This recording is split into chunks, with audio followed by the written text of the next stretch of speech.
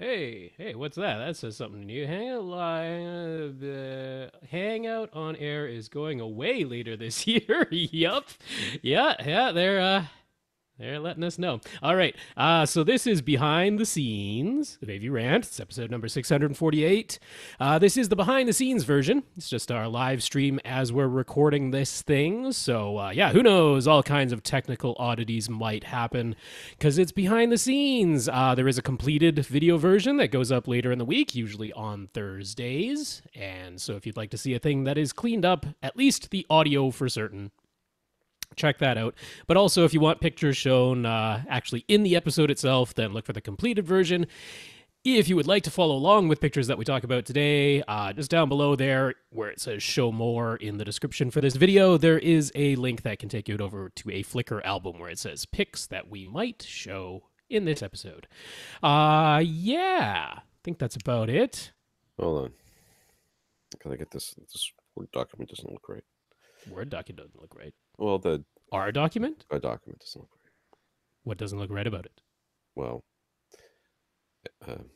things. And I accidentally scrolled off of it. Okay. That'll make a difference. You're back to the top. That's all right. Oh, I can't even scroll down this thing. This computer is so on its last legs. I don't know what I'm going to do. Mm-hmm. My phone, too. Why does it keep doing... What's this thing on the left? What is that? I don't know. That little tab. There is a little tab over there. Show document outline. I don't want to see the document outline. Make it go away. Yeah. It's Google, man. They gotta mess with stuff. It's in the Google Doc.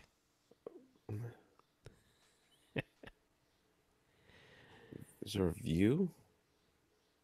Tools? What, is just the tab that you're trying to get rid of? Well, I want that tab to be gone, yeah.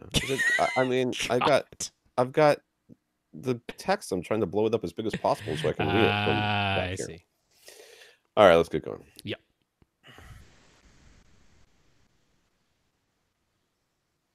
Welcome to another edition of AV Rant. I'm Tom Andry, and I'm here with Rob H. This is AV Rant. It's your home theater and AV questions answered. I was not very much of a home theater person this week. I watched like nothing. I'm trying to think. I think I watched one TV show. I watched maybe the last 2 episodes of AP Bio, which sadly are the last 2 episodes of AP Bio because they canceled that show. I could not get into season 2. I Really? was loving season 1 towards the end of it, and then season 2, I watched like the first 2 or 3 episodes. I was like, nah. Yeah, I still enjoyed it. I'm sad that show is going away. Who knows? Maybe it'll get saved in today's crazy age of other networks and stuff picking up shows. But AP Bio, one of those lost gems that's gone too soon. They're also ending The Good Place after season 4. Oh yeah, I haven't finished season 2 yet. I need to get on that. Good shows are going away. I've for whatever reason I decided I was going to catch up on Supernatural. I'm like 2 seasons behind. So I finished one whole season. I'm halfway through the second.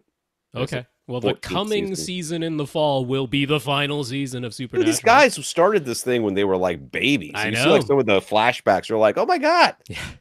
I am anticipating that in the final season they will actually meet literal Jesus Christ, because is that not the only thing they haven't done in Supernatural? Is meet literal Jesus Christ? I mean, they met literal God. So yeah, well, exactly. They tried. Well, I guess spoilers, but they tried to shoot literal God. So yes, yeah, a couple times. Whatever. Season 3 of Jessica Jones is out. I watched the first episode. It was fine, I guess, but I have high hopes for this because they knew it was going to be the last season, so they can go out in the bang. I watched Captain Marvel. Got that for Father's Day. Oh, nice. So that was fun. Yeah, that was fun. Yeah, there you go. All right, that's our home theater viewing. All right, let's go to this podcast. This is AV Rant, the podcast that answers your home theater and AV questions. To get your questions answered, all you have to do is ask us by emailing us at question@avrant.com. Go to www.avrant.com and leave us a comment there. Facebook.com/AVRant podcast, YouTube.com/AVRant. Hit up Rob directly at rob@avrant.com. His Twitter's at First Reflect. I'm Tom at avrant.com. My Twitter's at avrant_Tom. Listeners of the week. To become a listener of the week, to support the podcast in some way, one of the ways you can do that is going to www.avrant.com. Click on the Buy Us a Cup of Coffee link. So we want to thank for a PayPal donation. I want to thank David and Stephen for doing that this week. Thank you, gentlemen. Yeah, David, Steven, thank you very much for those PayPal donations. Also, thank our 82 patrons over at patreon.com. Patreon's a service where you can sign up for like a monthly donation to the podcast, a minimum of $1, a maximum of a bajillion. So, yeah, we got 82 of you guys and gals, so thank you very much. Indeed, that's patreon.com/AVRant Podcast if you'd like to sign up for an automatic monthly donation to us. And thank you very much to our 82 patrons over there. And if you want to support us in any other way, just let us know what it is, and we'll mention you on this podcast. I do want to mention that you're going to hear this noise. That's my coffee cup. Alrighty. Spill proof, and if I don't click it, then it falls over real easy. I mean, it falls over real easy no matter what, but if I don't click it, it falls over and spills, yes. So all the actual coffee cups in the house are dirty because my children are home. Even the M&M one? The M&M one is, I don't even know where that is. It's not in here. I don't know where. It's got to be in the dishwasher, but the dishes need to be run, and I haven't done it yet. So, yes, this is my life. All right, let's get to some news here. Samsung's The Wall Luxury will be available in July. So micro LED displays for the home market are a real thing in 2019. Mm-hmm. No prices mentioned because if you have to ask, you can't afford it. That was actually what you wrote. Huh. Yep. The pixel density remains the same as the commercial version, so you can get a 4K resolution, 146-inch version, or a full HD 73-inch version, or an 8K 292-inch. So they don't change 192 inches. To get the proper number of pixels, you got to change the size, not the density of the. That's right. So it's this modular display, but the modules are the same no matter what. So you can get it. You can get a 73-inch size, which is not enormous, but it'll just be full HD. It'll be 1080p resolution at that point. Then you put 4 of those 73 inches together to make a 146-inch display, and it's 4K. Or you take 4 of those 4K displays and put them together, and now it's 292 inches at 8K resolution. Right. A friend of mine works for a company that does software like customer management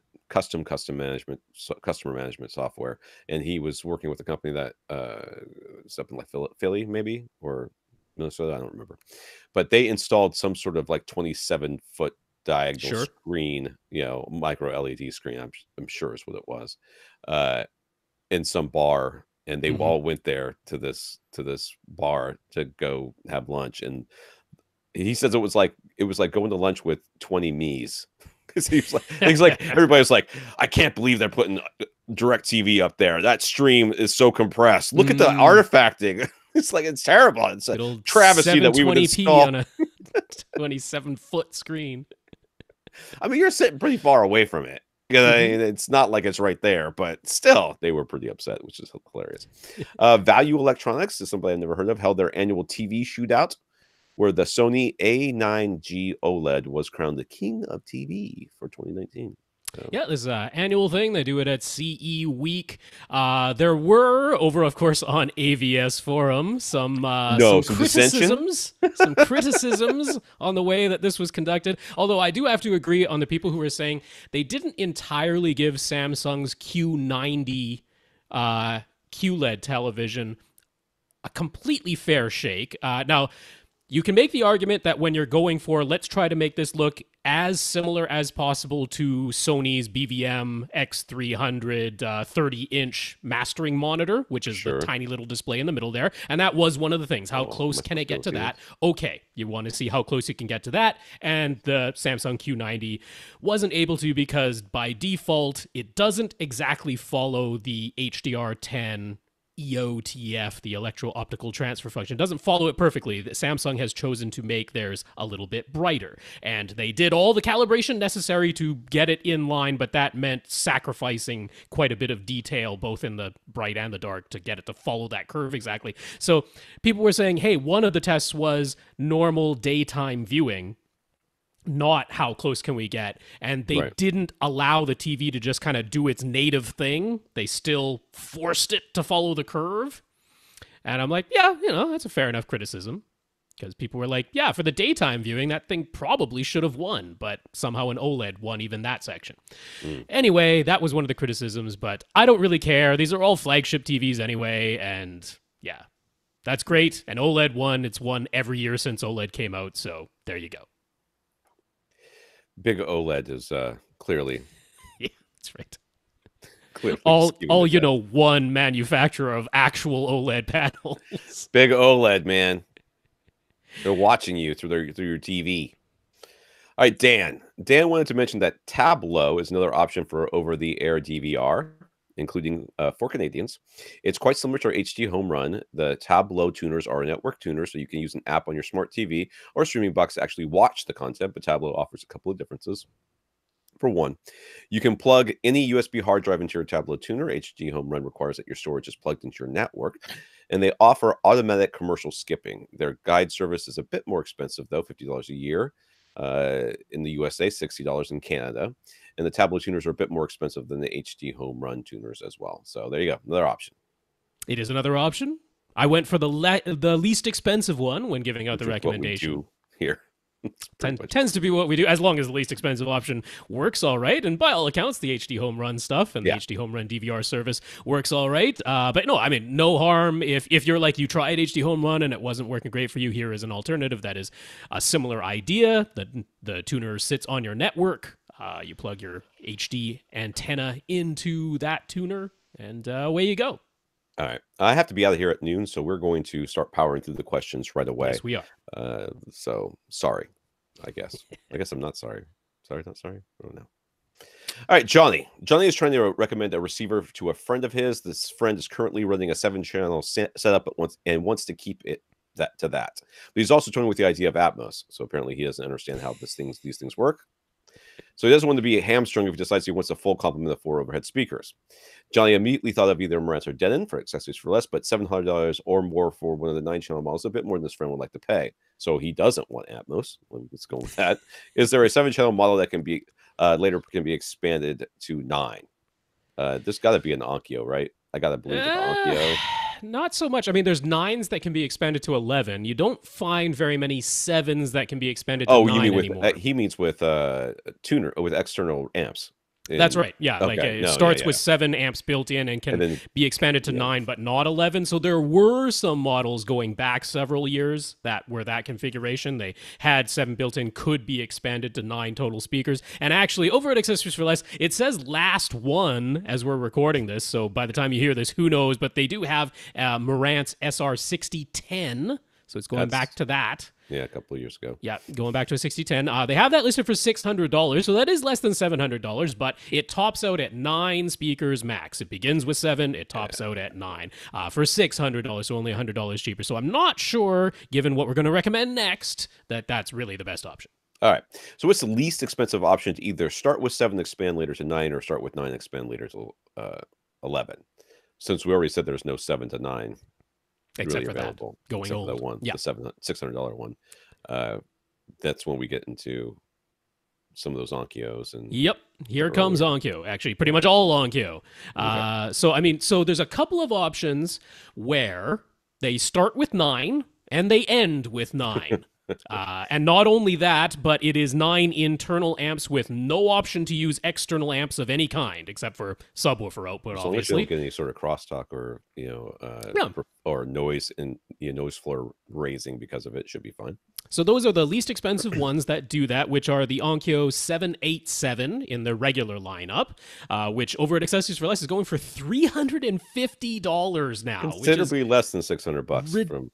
Ridiculously cheap. I mean, when it was $500, like it was $800 brand new when it first came out. And when it was $500 over Accessories for Less, I was like, holy cow, that's a terrific deal. Now it's down to $350.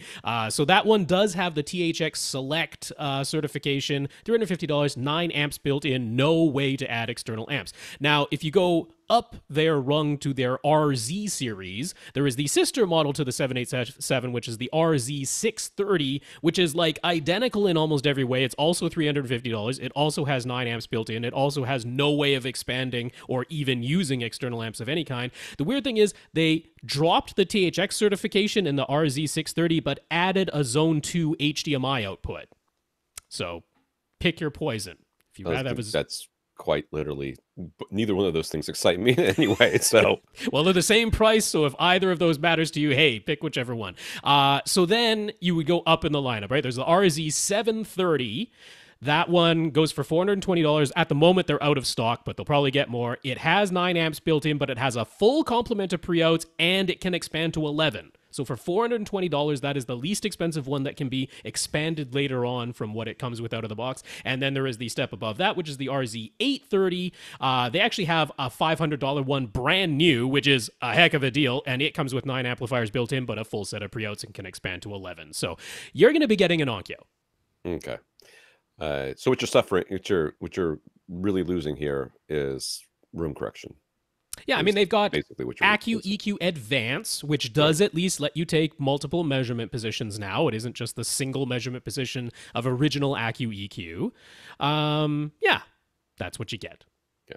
So what 2-channel amp would we recommend if he decides to expand to more Atmos speakers in the future? Well, he's going to get the one I have, the APA the Dayton. 10. It's now the audio. APA 102. In fact, it's the APA 102 Bluetooth.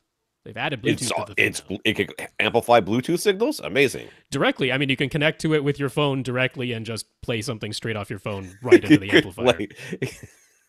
I mean, as long as you didn't hook them into the top middles, it would actually keep that would be kind of fun. It's like, what's the voice coming from the ceiling? But yeah, that's what, $110 from Parts Express for that Dayton APA 102 now Bluetooth version. If you're like, I can't stand the idea of a Class D amplifier, it's 60 watts per channel. Class D amplifier is that APA 102. There is the Audio Source Amp 100. That is a Class AB amplifier. You can get those over at Amazon for about $140. So it's a little bit more expensive, but not for insane. Atmos speakers. Class D is going to be just fine. Absolutely. Yeah. So you said now that the Focal Bird speakers are gone, what's a nice, affordable, on-ceiling set of speakers that would be good for Atmos? This guy's not going to spend very much money, so he's going to be looking, because I'd be basically anything small. And the NHT Super Zeros are like $100 and something a yeah, $125 each, so $250 for a pair. So those would be super. They would actually be super overkill for Atmos, but they are small, easy, have a mount that you could mount to the ceiling and easy to place. The prime elevation speakers, if he doesn't want to go directly on the ceiling, if he wants to go those are definitely more expensive. Those are definitely more expensive. Yeah. Yeah, so over at Accessories for Less, they are carrying the full Boston line of speakers now.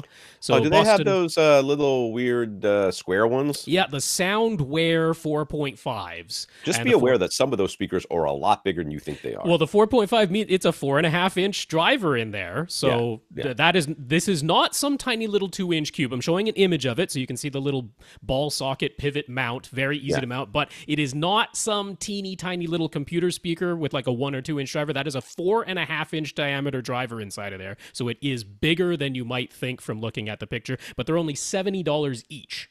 So $140 for a pair of those, and they have the same type of form factor as the Focal Birds used to have, or actually the Focal Little Birds. They're very similar to the Little Birds used to be. So those would be a good recommendation. Yeah, I was at Boston Acoustics when they announced those speakers, so I've heard them, and they can actually they've got like a trapezoidal or weird shaped back. The idea is that you could mount them directly into a corner. Yes. And still get the speaker wire in there. That's right. And it's not like a square speaker. Yeah. So the back of it actually has kind of, I don't want to say a cone, but almost like it has angles to it, so you can kind of like tuck it up into a corner. Yeah. If you really wanted to. Which their idea was for distributed audio. Sure. But it would also work now that was before Atmos was was a thing. So yeah. All right. Thomas. Not me, different guy. Thomas wants to purchase a new home theater and stereo system. He wants to do it right the first time, and you cannot afford to mess it up and regret what he has purchased. Let's fully regret, Thomas. Sorry, dude. He's going to start with a 5.2 setup. He might consider expanding to 7.2, but he really doesn't envision doing anything more. No, none of us did. And yet here we all are. He was very impressed with the Audioholics review of the flagship Marantz SR 8012 receiver. Gene bench tested it and produced a genuine 100 watts per channel, 7 channels driven. He's smitten with that big toroidal transformer, which seems to be rather rare in AV receivers, but the SR 8012 has way more features than he'd ever used. And he likes lower volume levels anyway, so the sort of listening levels where you could still talk to someone sitting next to you. Then you don't want surround sound? You don't want to watch the movies ever? Well, you don't need watched all Captain the power. Marvel with my 9-year-old son who wouldn't stop freaking talking, and I did not want the people talking volume levels next to me. He about ruined that movie for me. I'll be honest with you. I have to watch it again with him not in the room because it just absolutely. I had to stop it like 7 times to yell at him, and I mean that in the way that you have to fuss at your children when they're spilling popcorn all over everything. That kind of, yeah. So furthermore, he always sees other audio reviews where they claim these speakers really didn't open up until I connected the dedicated amplifier.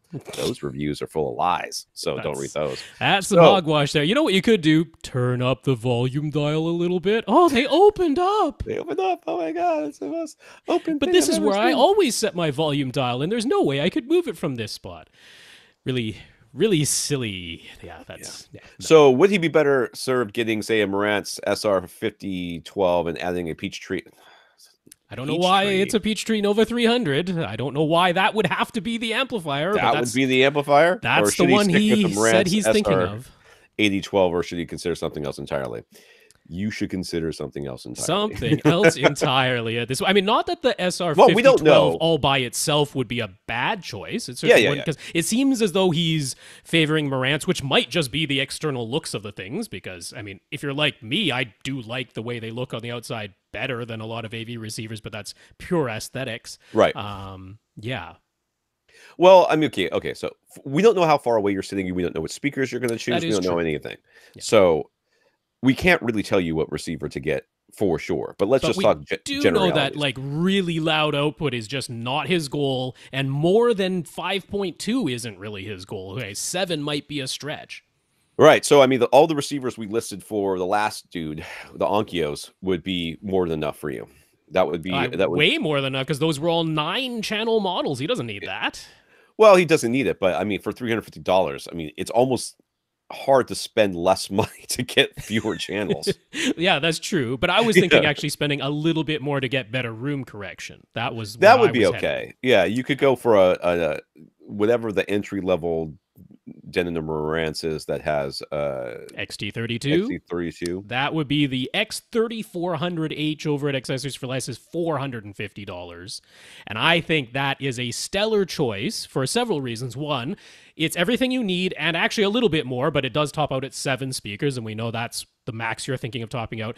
I am convinced it has ample power all on its own to power whatever you want, but I would say get it first and try it. And then if you're like, I have to have an external amp, I just can't live without one, well, it has a full set of pre-outs. So you can add an external amp anytime you want. You are not limited in that way. Do not get an external amp immediately. Try the X3400H all by itself. I'm convinced it's enough. But hey, if you want to later, it's capable of it. So it's not limiting you in any way. The price certainly works. You do not need an SR8012. I mean, I'm not saying it's not a fantastic receiver. It's a fantastic receiver, but it's massive overkill for what you described. What does it do, like 11 or 13? It has 11 amplifiers built in. And he wanted to get an external amp. All right, so let's just talk about generalities here. So, you know, what you need to do as a buyer is not worry about whether or not something has enough power. Generally speaking, it's just almost never the case that power is really the issue. Power is the issue that people who are selling you amplifiers and receivers are trying to make you think is the most important issue. It's not. It's not even close. It's like, you know, there's so many other things that are more important. And really for us, the most important thing is that you have the proper feature set and you have good room correction. It doesn't have to be our favorite room correction. It just has to be good. And that's what we care about. Maybe you don't care about that. You probably don't care about that because it's not something you've really thought about or had experienced. But we're telling you it's more important than whether or not you have 100 watts into 7 channels, because it is in almost every single case. So, you know, that's what we're worried about. So that later on down the line, when you're saying, oh, my bass sounds uneven, or, you know, things that I can't really hear the dialogue, or blah, blah, blah, we now have tools of which to fix that. Playing at, you know, reference volume at your seated location has everything to do with how far away you're sitting from your speakers and how efficient your speakers are. Yes. If you are going to buy normal-ish speakers, you can sit within 12 feet of them, and your amplifier within almost any AV receiver will do just fine. Yeah, and it doesn't sound like he wants reference volume ever anyway, so you could probably sit Right. 15 to 20 feet away with an AV receiver and be So totally reference fine. volume is like peaks of what, 105 or something? 105 are peaks. Yeah, that's full And that reference would volume. be, I can't talk over this. Mhm. In fact, my children might cover their ears when that happens. And that's where you could need a genuine, very short-term peak of maybe 4 or even 500 watts. It's possible that Right. that could be required for full reference volume, but that's not what you're doing. So no, start with the X3400H, and then everything is open to you at that point. You can upgrade from there if you really, really want to. All right, Rob on Facebook. Rob set up his first projection screen. He put his front 3 RBH impression series speakers behind the screen. That was 2 series in there. But with his much larger screen size, he now has his row of 4 recliners only 2 feet off the back wall. Where should he put his surround speakers? He could easily put up a shelf on each side or 2 shelves on the back wall. He was thinking that any such shelves should be about 2 feet above his head when he's sitting down, which will provide a clear line of sight to all seats. Should the surround speakers then be turned to aim towards a primary listening position? And should they also be tilted downwards? Are there any dedicated wall mounts that would allow fairly large bookshelf speakers to be aimed and tilted?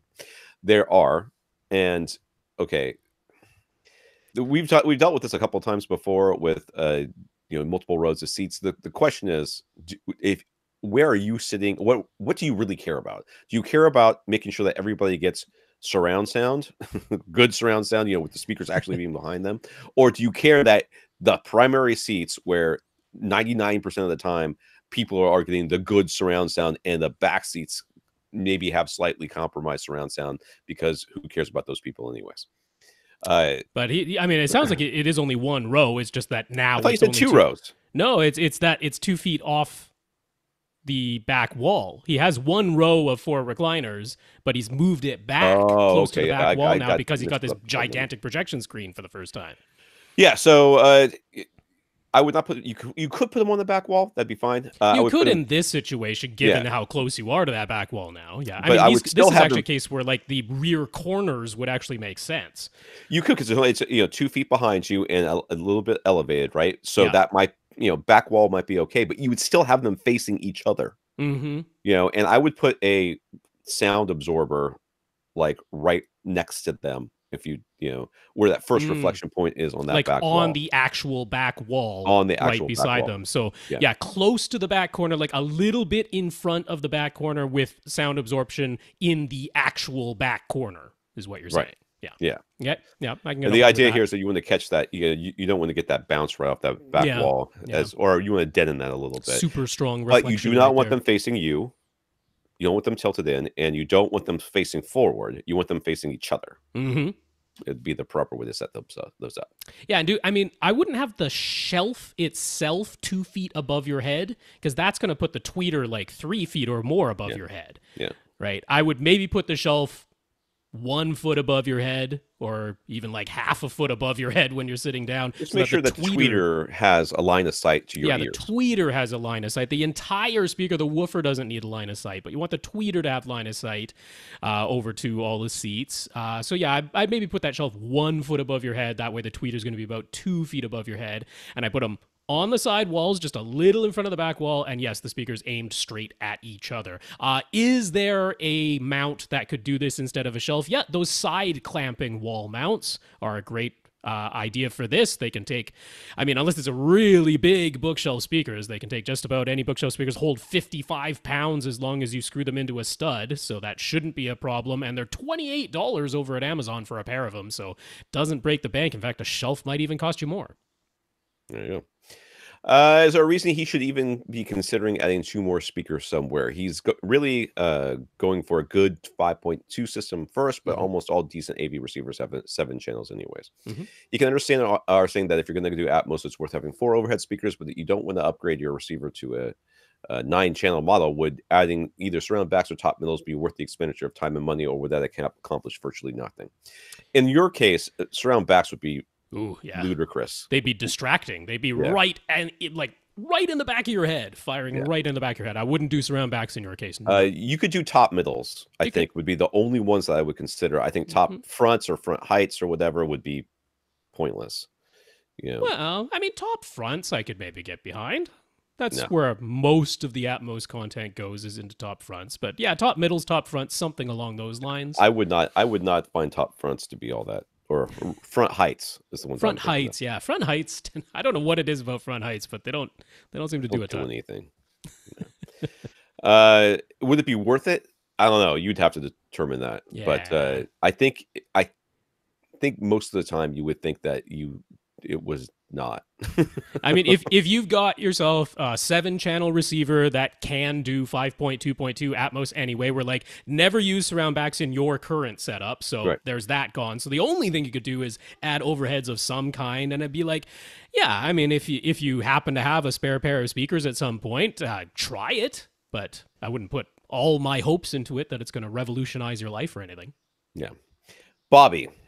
Bobby asked about potentially cutting holes in the columns/bulkheads in the rear corners of his room and putting insulation in those columns to act as bass traps. We said absolutely not to do that. Those bulkheads are part of the structure of his house. If they're covering pipes or ducts, definitely just leave them alone. Don't put holes in them. But Bobby built those columns himself. He probably made them so that he would have something to secure the rear shelf that runs the entire width of the room along the back wall. And then there's also using them to hold some of his speakers and lights. And there's a full wall behind the column, so no pipes or ducts inside. So with that knowledge, should he cut holes, put in insulation, try to use them as bass traps? What insulation should he use if he proceeds with this idea? Well, in order for them to be actual bass traps, you'd have to take all the drywall off, pretty much. Almost, yeah. I mean, You what basically you have to- want is a frame, an open Yeah, frame. an open That's- frame. an open Then you frame. would fill it up with insulation. It really, honestly, I mean, if you could get the rock wool or whatever, and it wasn't too expensive, you could do that. If you just filled it up with pink insulation, that'd be fine too. Yeah, You know, and just any insulation. insulation, but and then obviously if it is like the pink stuff, you'd want to cover that faux column with fabric at that point. I'm sure Well, you would have wanna to cover it with fabric anyways, I Yeah. think, just for aesthetics. I mean, Yeah. it would be gross. But like yellow rock wool insulation back there would be That's terrible. right. But yeah, then you would cover the entire thing with speaker grill cloth. Yeah. And there's numerous colors. So if you wanted to do it, basically, You could do that. you could do it. You could do that. You would literally want as much of it exposed and open as Mhm. possible. You want air to be able to get in. You don't want the air to have to go in through a little bitty hole that you cut in, No. or a bunch of little holes that you cut in. You want all the drywall to be either off or cut away as much as possible. Like if you left the edges up, so that you could staple the fabric to it or whatever, or just Actually, cut- I mean, I'm sure he built stick framing for these Right. columns, so it's like, yeah, just take down all the drywall at this point. Just go back to the stick framing, stick framing, fill up anything within the stick framing with these with insulation, and then wrap the whole thing in fabric, and then you have a base covered strap. in fabric instead of drywall. Yeah, Yeah, I Yep. mean that's perfectly. Sure. That's fine. Yeah. You just built yourself a base strap, and you did. a good one too. Yeah. So for his 12x12 room, we said dual SB1000 subs would actually be perfectly fine, since he discovered that the PB1000s he originally had in mind will be a very tight squeeze. Said everybody who's ever owned them. Now that he has all of this other gear in his room. So what about the AHSU VTF2 Mark Vs? How would a pair of those compare? They would crush this room. They're Yes. even bigger, though. That doesn't make any sense. They're physically even larger than the Physically larger PB1000s. than the PB1000. So, That doesn't make you any couldn't fit sense, the other Bobby. ones. You could fit these either. Yeah, no, I mean, they're great. They're terrific.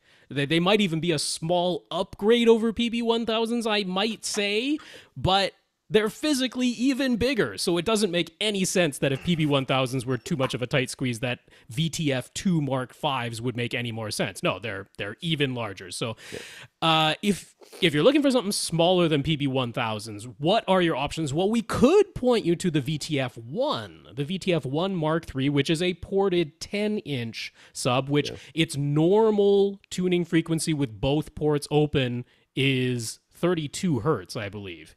But you can plug one port and then it's essentially a 25 hertz sub. But that means it's very similar to like the RSL Speedwoofer 10S, which is also a ported 10-inch sub, which is also tuned to about 25 hertz. I mean, I know that HSU claims 22 hertz, but it's like, that's what they are. They're ported 10-inch subs. They play to about 25 hertz. That's kind of what they do. Physics. So if you're just like that SB1000, you just don't like it because it's a little bit light or something like that, well, maybe I can point you to the exact same priced, mono price, sealed 10-incher, which has about the exact same extension as the SB1000, but I actually put it in a bigger cabinet that's a little bit heavier, not much bigger, not as big as the PV1000, but a little bit bigger, heavier cabinet if you're just like, ooh, I just need it to be heavier. Well, you could look at the sealed monoprice. Why would you look at anything that doesn't go down to 20 hertz when you've got an option that goes down to 20 hertz? I mean, the SB1000s go to 20. Well, they claim 23 minus 3 decibels, 23 hertz is the SB1000. If you put that monoprice 10-inch into THX mode, it claims 20 hertz. There. All right, whatever. Maybe get the monoprice. Maybe it'll just make you feel better, and it's no more expensive than the SB1000. But this is the 10-inch sealed monoprice that I'm talking about, because the 10-inch ported monoprice is just as big as a PV1000. Physics! Yep. He isn't happy with his LG LCD TV. It always displays a purple tint, even with a full white screen. What 65-inch TV would we recommend for around $700? He's been considering the Vizio M series. What's our opinion? My opinion is whichever one gives you the most zones of dimming. And for $700, I mean, amazingly, what you can get for $700 is TCL's R617 over at Amazon, or the R615 version from Best Buy, also for $700, also for 65 inches from TCL. So, I mean, for $700, nothing has more local dimming zones. It does Dolby Vision. It basically hits 1,000 nits for like those 10% windows and the tests and that. Yeah, I mean, there's nothing else at $700 that even comes close. There you go. So what if he increases his TV budget to $1,000? Would the 65-inch TCL 6 series still be the top pick, or would it change to something else? Well, I mean, I don't know. What? I mean, so now you have an alternative choice, which is the 2018 Vizio P series. All right, so you wouldn't be able to get the brand new 2019 P series Quantum that just came out. That's over $1,000 for the 65-incher. But last year's 2018 Vizio P series, the P65 F1, that is going for $1,000 right now. Now, it's not all better than the TCL. The TCL is actually a bit brighter than the Vizio P series from 2018, but the Vizio P series does have even more local dimming zones than the TCL, which means a little bit better uniformity. It does mean a little bit better black levels. So if you watch in a dark or dim room, I would tend to favor the Vizio. But the thing that many people complain about with the Vizio is that if your source signal has any color banding in it at all, the Vizio does nothing to hide it.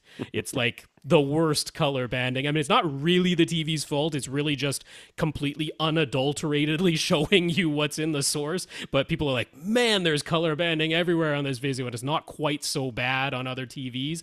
So it's almost like darkroom, I favor the Vizio myself. It has that little bit better black levels, more local dimming zones. But bright room, you can make an argument for the TCL, even though it's less expensive, because it does actually get a bit brighter, and supposedly the color banding isn't quite as bad, although its screen uniformity overall isn't quite as good as the Vizio. So it's a little bit of give and take there, and I'd kind of go at bright this price room, point. If you don't think there's going to be some give and take, then yeah. There's also the TCL is Roku and the Vizio is SmartCast. And if you love or hate one or the other, that's enough reason right there. All right, Damien on Twitter. Damien quickly tried to set something up in his new basement so he could watch season 5 of Black Mirror. I didn't get through season 1 of Black Mirror. Not saying it's a bad show. I'm just saying I just lost interest. His seats are almost 10 feet away from the front wall, and he realizes his flat panel isn't going to cut it. So, but money is tight. So what are the best bang for the buck 1080p and 4K projector options? Epson. Epson will be in there. And BenQ are the two that come to my mind. Yep. So 1080p, I don't think I'd point you to anything other than BenQ's HT2050A at the moment. Okay. $675 over at Amazon. So if 1080p will do you, that's pretty darn good. I mean, you get full Rec 709 color, which is, 709 color, okay, not P3 color. It's a 1080p projector, but full Rec 709 color, a full 6-segment color wheel in that thing, pin sharp. So HT2050A, $675, 1080p. Now, if you want to get into 4K, about your least expensive option is $1,500. That's BenQ. It's their HT3550. I'm really happy that that model exists. It's one of the ones that takes a 1080p panel but wobbles it 4 times per frame to give you 4K resolution. But now they actually have a color filter for that thing that gives it pretty darn close to P3 color. And supposedly does a pretty darn good job of tone mapping HDR too. So $1,500 is your entry level. Now with that, you don't get any motorized lens. You get very small amount of zoom lens range. It has a teeny tiny bit of vertical lens shift, but no horizontal lens shift and nothing motorized or anything like that. So over in Epson land, they have their, what do they even call theirs? I forget what their word for wobbling their 1080p panel is, but they wobble it, but only twice. So it isn't genuine 4K resolution. It's 2 times 1080p per frame. But they have their 4010, their home cinema 4010 goes for $1,800 right now. But that gets you all of a sudden full motorized lens with lens memories. So if you're doing anything with, CinemaScope versus 16:9 and you want the lens memories or anything like that, you've got all that fully motorized, huge zoom range, huge vertical lens shift, lots of horizontal lens shift too. So the lens is the big upgrade there, and full P3 color, compatible with HDR, and black levels between the BenQ DLP projectors and the Epson 4000 series, the 4010, pretty similar. So if you're talking, is there bang for buck that costs more? The argument can be made for Epson's ultra black projectors, right? So that 5050 UB just came out. It's down to, what price did I predict only a couple weeks after launch? $2,700. It's there already. We made it. It's here. $2,700. Right now it's $3,000. I just clicked on it. Is it there? Well, you can certainly find it for $2,700. Lots of places we're having it. That's just the Amazon price at the moment. So yeah, that one, it's the ultra black. It's full P3 color. That one has the full 18 gigabits per second on its HDMI inputs. I should mention that Epson 4010 does not have 18 gigabits per second HDMI inputs, so it is limited to 4K HDR at 24 or 30 frames per second. It can't do 4K HDR at 60 frames per second. That's the 4010. But the 5050 UB can. It can do all the things, but of course the price goes up. So any particular good places to look for refurbished deals? Now, what was it? Visual Apex, or who are we talking about that you see the price, but then you call them and it sometimes changes? What's that? Well, AV Science. AV Science. AV Science will they will negotiate. So AV Science is a place that you can ask. But both BenQ and Epson actually have their own refurbished websites. Yeah, that you can check directly. So it's benqdirect.com. They sell refurbished models there on benqdirect.com. And Epson has epson.com/clearance-center. So that is refurbished Epson projectors directly from Epson. Okay. What should you get for a screen? Excuse me, my voice is changing. I think I'm going through puberty with my sons. That's right. What size for about a 10-foot viewing distance? White, silver, gray, matte, high gain. You should get a white. It's a basement. It's a basement. So I gotta believe there's light control. You should get a white, silver ticket, fixed frame screen. That's which totally should be about like 100 and something, 100 and change. I don't remember. It's not very much. It's ridiculously cheap. Yeah, for 10-foot viewing distance. They've got 110 and they have 120. Now, 120 from 10 feet away would be a 47-degree field of view, which that's bigger than I would personally go for. I like 45 degrees, but some people like larger. Nothing wrong with that. No, 110-inch diagonal screen from 10 feet away would down be from there, they'll probably have a 92 or something like that. Oh, yeah, they got 100. And they got a 92. Okay. So, but yeah, 43.5 degree field of view if you get the 110 incher. I think that's a real nice choice. 110 inches, 10 feet away. Just get the white. I mean, personally, since his room isn't like blacked out, the walls and the ceiling and that aren't blacked out, if it had a little bit of gain, that'd be, I'm not talking a lot, a little bit, and theirs is a 1.1 gain instead of a 1.0. Technically a little bit. It's technically a little bit. It's just right. It's everything you want. Don't get silver. Definitely.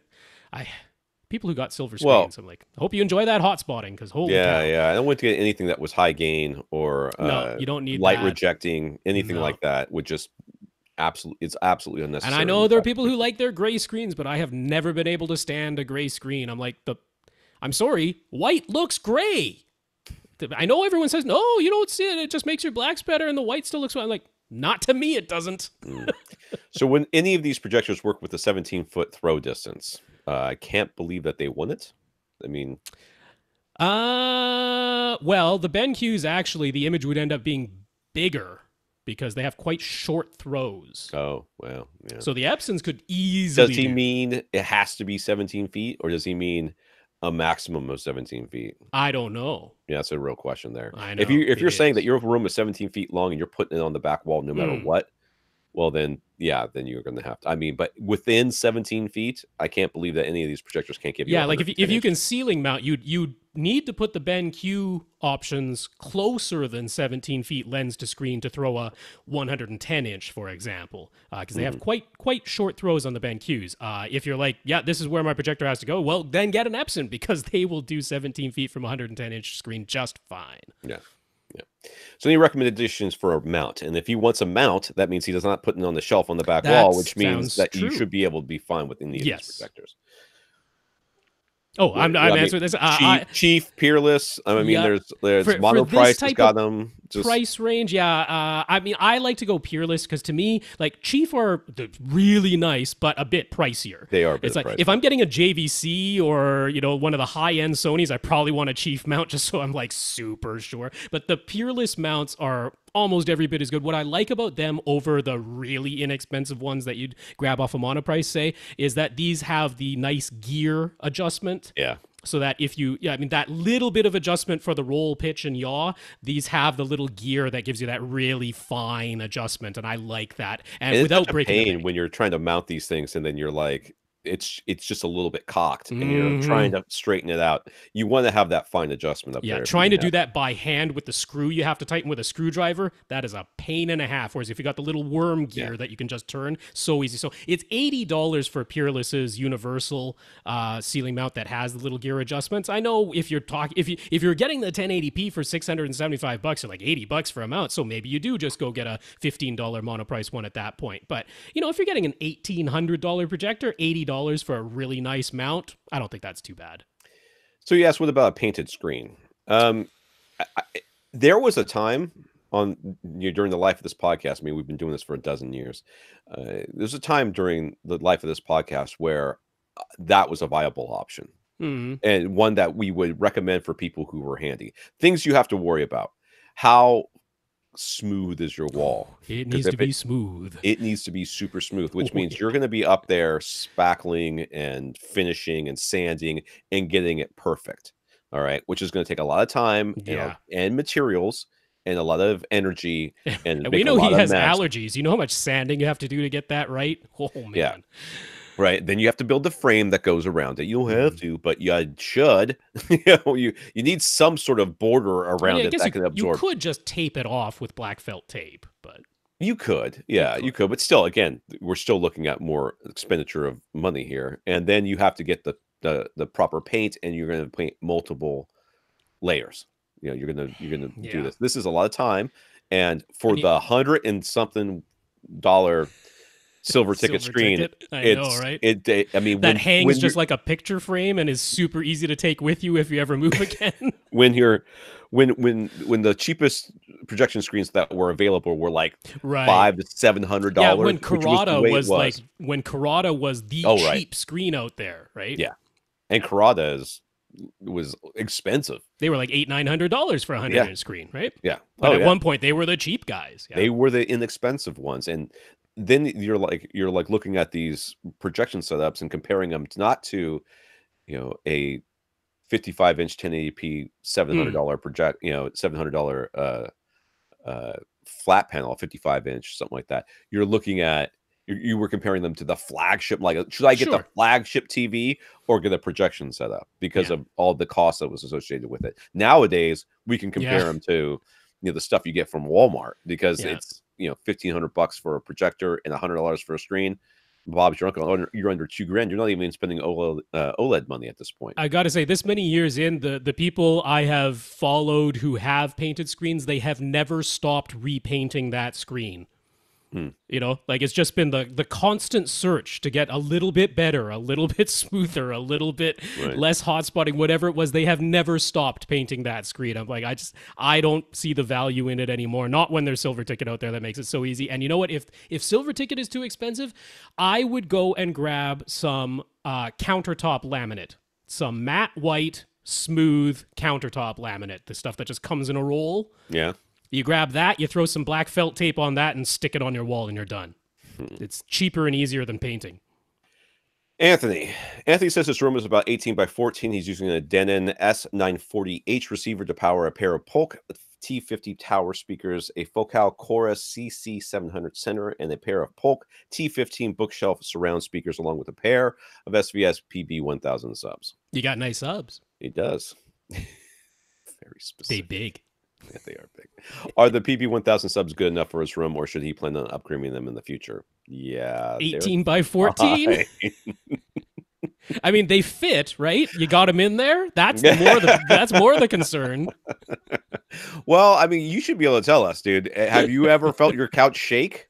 Because if you have, then they're big enough. Because that's pretty much what it is there. No, 18 by 14. If dual PB1000s aren't doing it, then you don't actually have an 18 by 14 foot room. You have some gigantic opening to something you haven't told about. Yeah.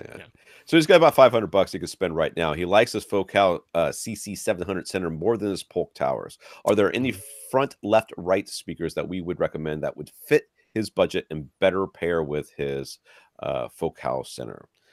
Does Focal, so the Little Birds and all those speakers, does Accessory for Us sell other Focal speakers, or they don't sell Focal at all now? They have some, including the Bookshelf Chorus 706s, which are the exact same series as your CC700. It's the Chorus series. These are the matching bookshelf speakers. They sell them at Accessories for Less for $450 a pair. Right now, as we're recording this, it says almost sold out, which probably means they have 2 or 3 pairs left. Because when they literally have 1 pair left, they say last one. But not a huge amount of stock. But I mean, I would snap those up. And I know they're not towers. I get it. They're not towers. You're also in an 18 by 14 foot room. How far away PP1000 subs, you're possibly be sitting? No, grab those. I would agree. I would expect to like that Focal Chorus 700 series center more than the Polk T50 towers. I would expect that to be the case. And these bookshelf speakers, the 706s, they're what you should get. So if these are not available anymore and you're whatever, then I would go RBH. Sure. The Impression series. Yeah. Whichever ones you can afford for $500. Yeah, I can dig that. Yeah, those are nice and neutral speakers. They should play very well with your center channel. Yes. You could get other ones. You could go for other things, but that is a absolutely no-brainer second choice. Agreed. Alongo. One of Elongo's friends bought a 55-inch TCL R615 4K TV. His friend asked Elongo for advice about setting it up, and in turn, Elongo's asking us. All right. We need new listeners, man. Credit. He's going to take all the credit. Where's our PayPal donation? Where's our our donations, man? We gotta get new listeners. The TV is in the family room with a fairly bright lighting, definitely not a dim theater setup. Is this one of the TVs that is pretty close to accurate out of the box? Should the calibration setup disc be used? What should the settings for the SDR during the day, SDR at night, and HDR be? Well, TCL, from my recollection, is pretty accurate out of the box as long as you set it in the cinema mode. The 6 series is, it is one of the ones that's shockingly close to accurate right out of the box. Yes. So I don't know, like, do they already have modes for day, SDR? They have night? one of the best setups that I wish everyone would copy. So you do want to put it in, so they call it movie mode, all right? Some would be cinema mode or whatever. Their name for it is movie mode. That's the one you want to choose. And you're basically going to leave it in movie mode no matter what, because very cleverly, when you first press the options button, which again, this runs on Roku, so it's the little star button on the Roku remote, that brings up your settings. Now, right away, before you go into any of the advanced settings, any of the contrast, brightness, or any of that, right there, they have a thing that says TV brightness, darker or brighter. Guess which is appropriate for which setting. Pretty clear. And I mean, that's almost all you have to do for switching between night and day. You're going to leave it in movie mode all the time. You're just going to go darker at night, brighter during the day. Couldn't be much simpler than that. So I love that. Now, you will end up going into the advanced picture settings to change a few other things. Now, funnily enough, if you put it in dark, in that darker mode for the TV brightness and then set the backlight all the way down to 0, that gets you the industry standard 100 nit peaks for SDR. So it only goes brighter than that.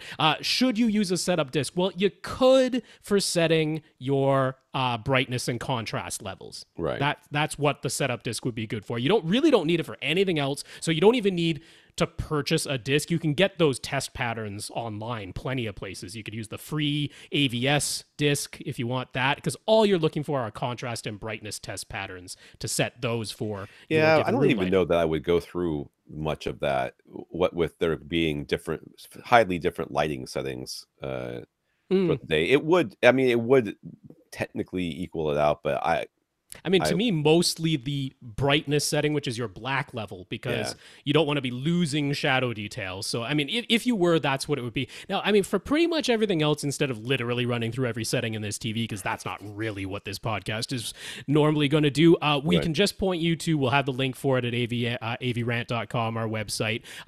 Rtings, ratings, they have a full settings for this TCL TV. Now, what I would suggest is I'll also post the settings from over at CNET.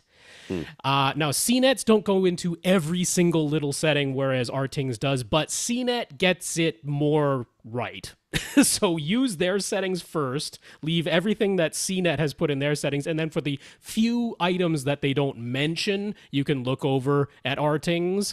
But yeah, one thing that they do mention over at ratings is that for HDR, you'll actually want to go into the main menu of the whole Roku system as a whole, not just the TV picture settings, because you can find a setting in the Roku setup for the HDMI mode, and by default, out of the box, it's in auto, and you need to set that to HDMI 2 to have HDR work properly. So ratings tells you how to get there, CNET doesn't. But other than that, in general, most of the TCLs come with a little bit too much red in the bright areas of the picture and not quite enough blue.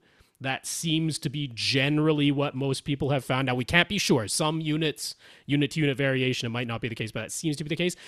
In the case of these TCLs, to adjust any of that stuff and to adjust the gamma setting, which is normally in the TV's menu, but it's not in this one, you actually have to use the separate Roku app on your smartphone. So you have to get the Roku TV app on your smartphone to adjust the gamma and the individual color settings. Don't touch the color. Just don't.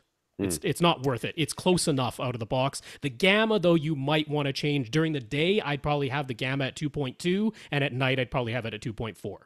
If you're going to do the brightness, too, if you decide to go ahead and go through that little exercise, it's like a 5-minute exercise. It doesn't take. No, it's a test pattern that says this bar should be visible. Raise the brightness until it is. That's it.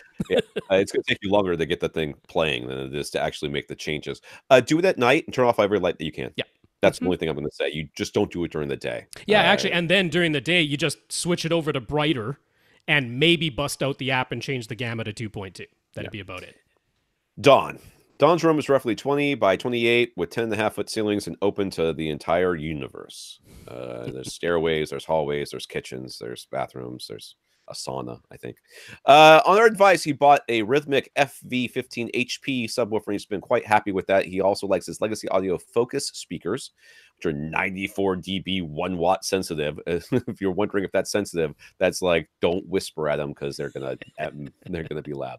He sits 17 feet away from a 65-inch Sony TV, which he knows is too small for that distance, but this isn't his area of concern right now. The back of his seat is pretty much against the back wall, and for a surround sound system, his center is an in-wall Solus brand speaker above his TV, and his surrounds are Solus in-ceiling speakers right directly above him. When he's just watching TV, he uses a Sony soundbar. If I had those speakers, I would never use anything else. I know, but right? Why? But whatever. Okay, he does. And he only turns on his surround sound system for movies. And of course, he uses his Legacy speakers for music.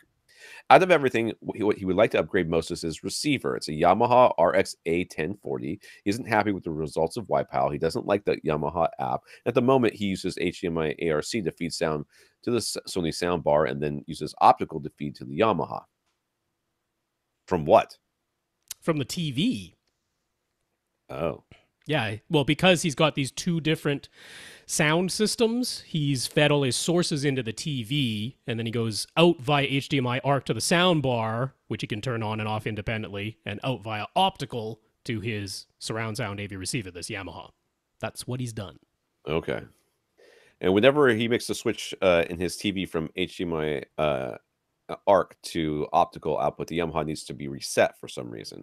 He also has a pair of Emotiva XPA-1L monoblock amplifiers for his legacy speakers, which I think if you look at the front of them, it says overkill.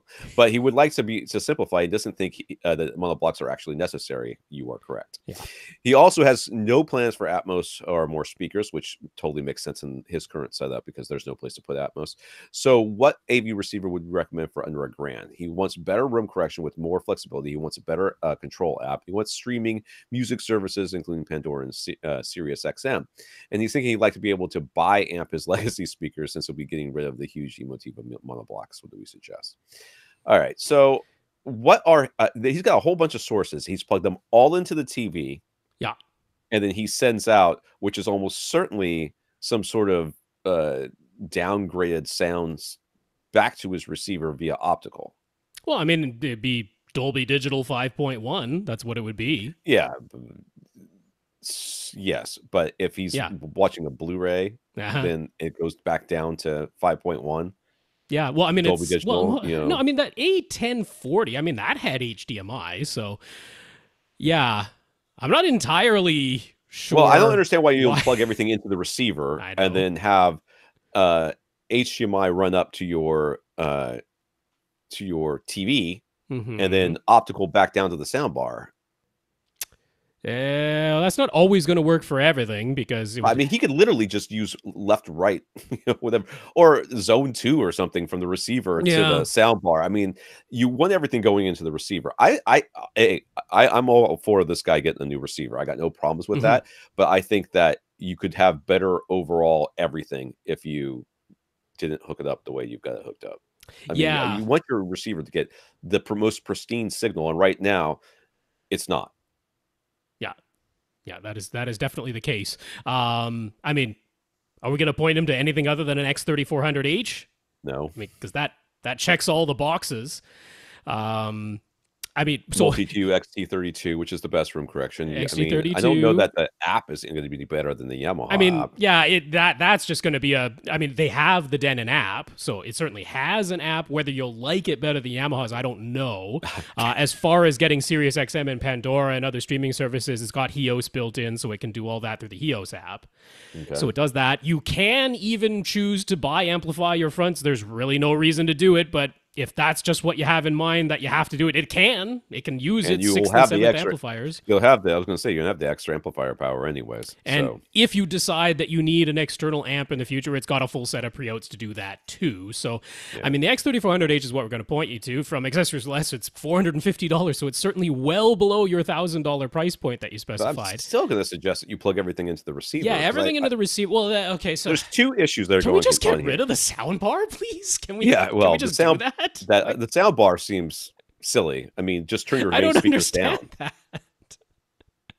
To me, he's sitting on the back wall, right? So we got to worry about whether his problem is occasionally, having problems hearing things or whatever. Dialogue, especially with that high up in wall center speaker that isn't actually centered over his television from the looks of it.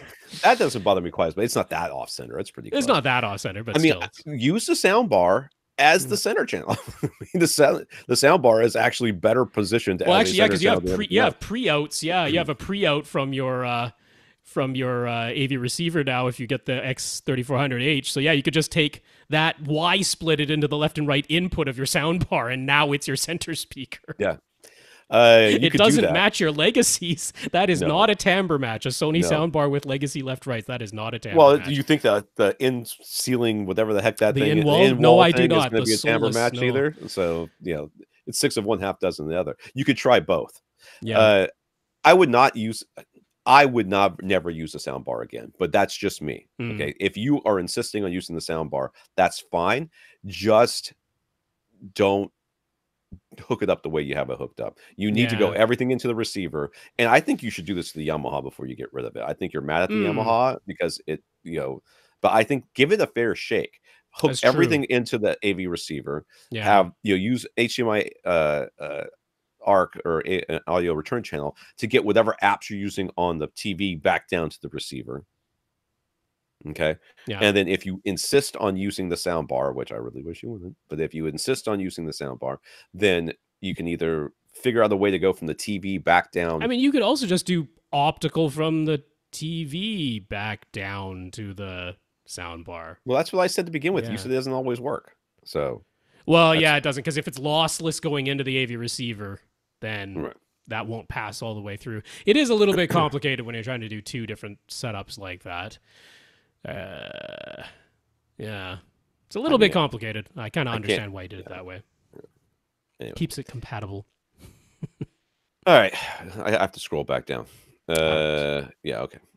Matt is trying to decide what type of speakers to install in his Atmos speakers.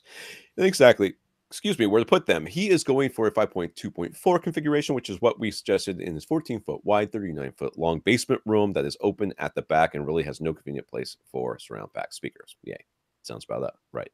He was thinking to install 4 in-ceiling speakers, 45 degrees in front and 45 degrees behind his listening position, but there's a large support beam running left to right across the ceiling about 3.5 feet behind the seats, and that obstructs the ideal spots for his top rear speakers.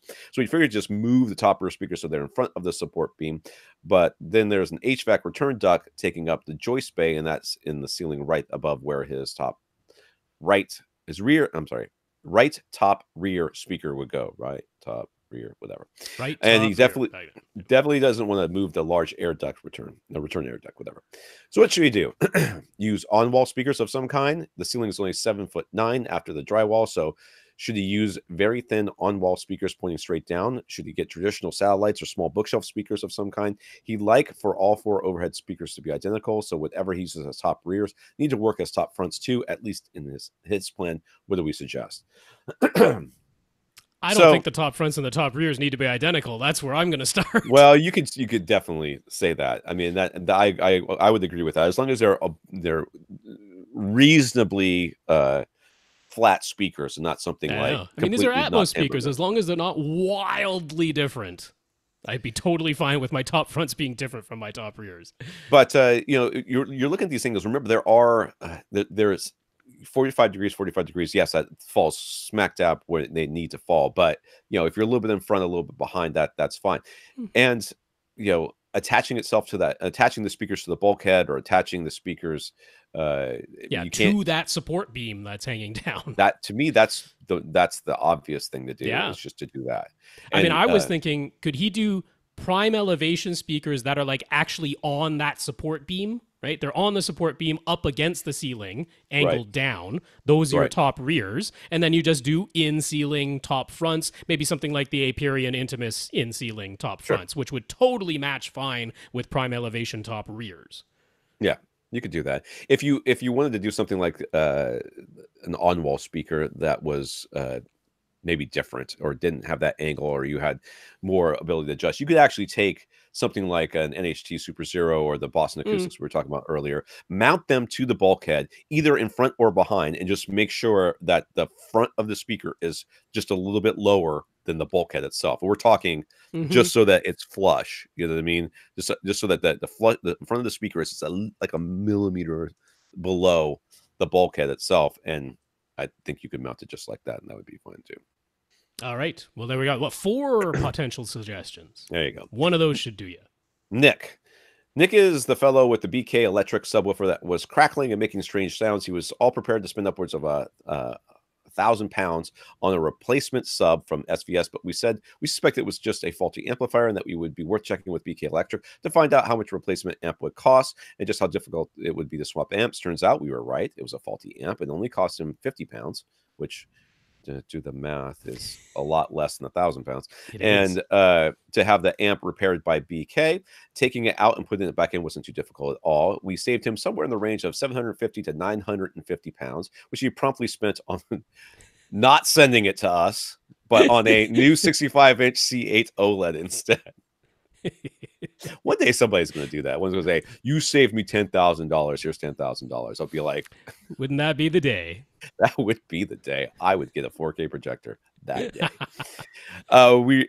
We recently said that, which is a few setting changes, we could get people to about 90% of professional calibration. So fire away.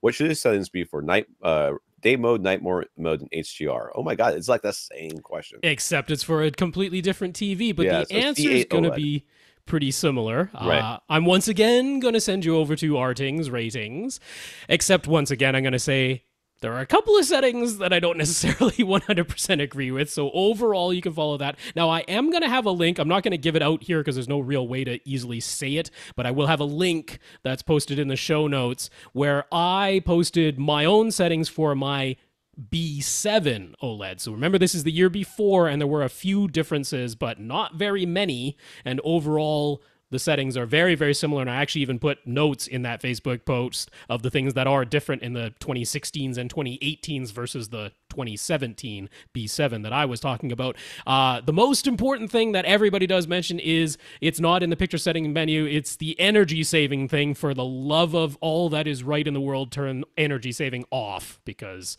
anything other than off is just a bad time with an OLED. So energy saving off. I say to set the aspect ratio to original, not 16:9, because 16:9 stretches things. Yep. So I don't know why they recommend that. Original keeps things looking right.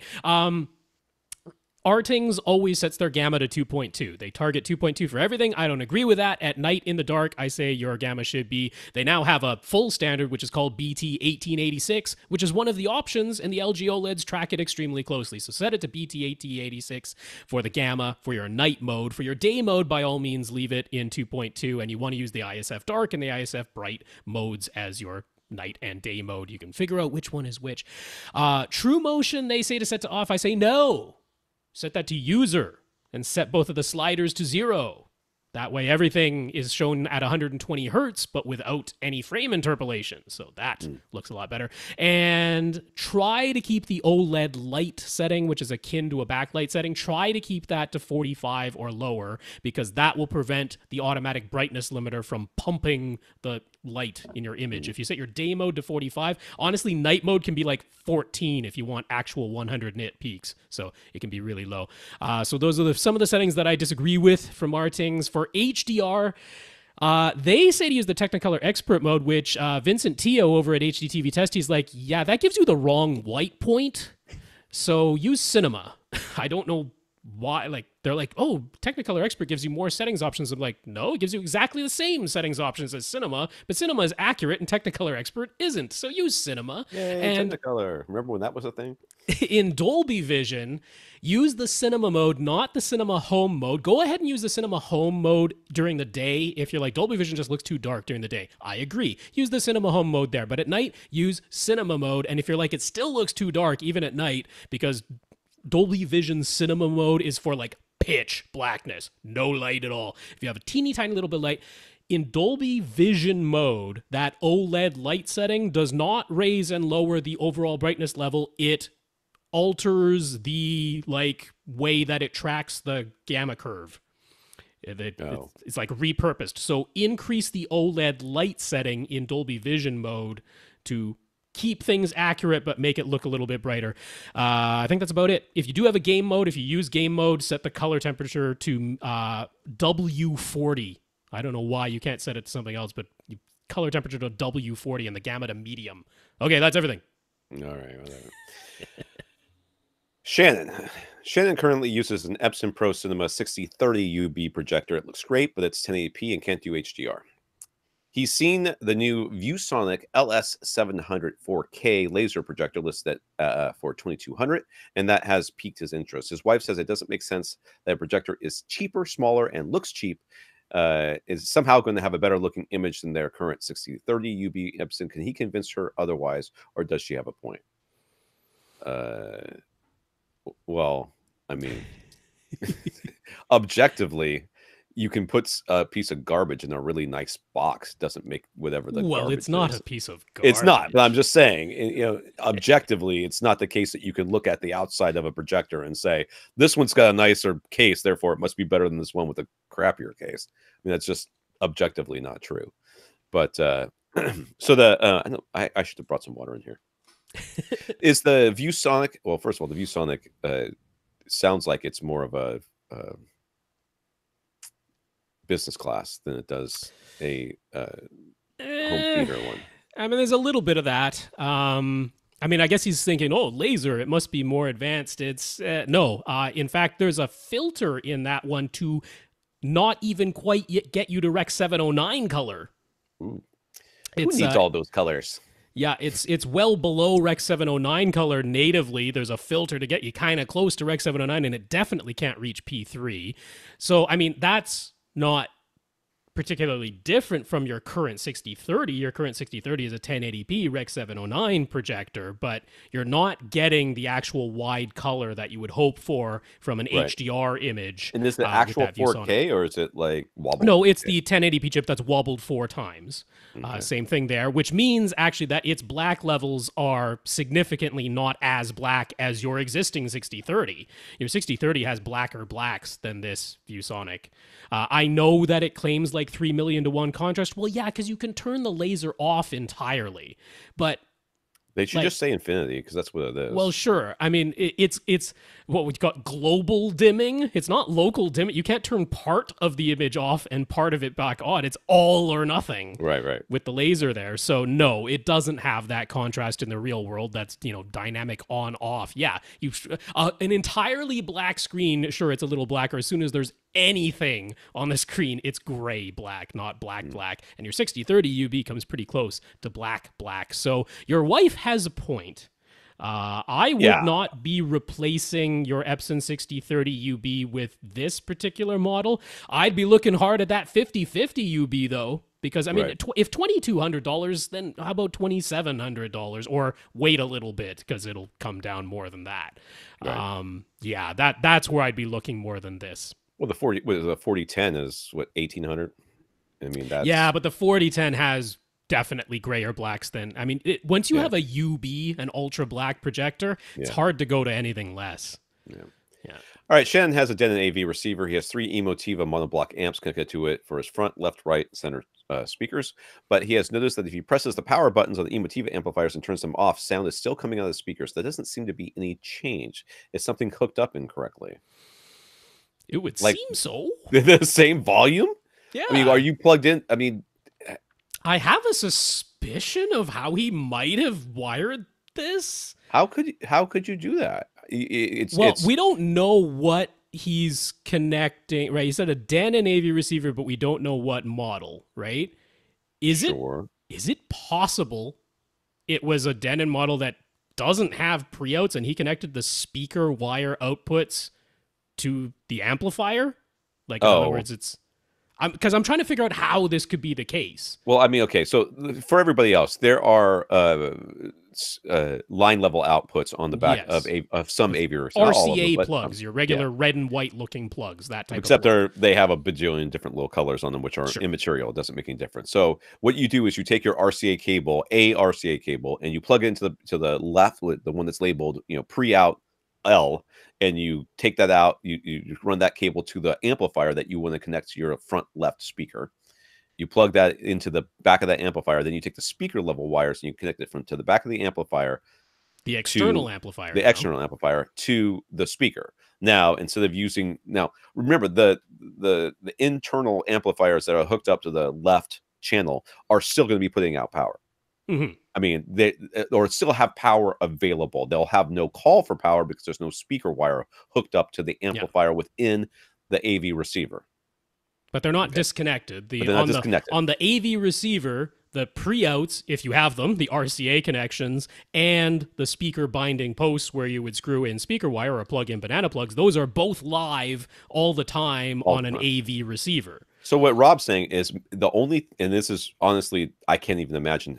The only two things I can imagine is that he went RCA from the receiver to the amplifier and then plugged the speaker wire into the receiver's binding post. Meaning the external amplifier at the moment is literally doing nothing. Right.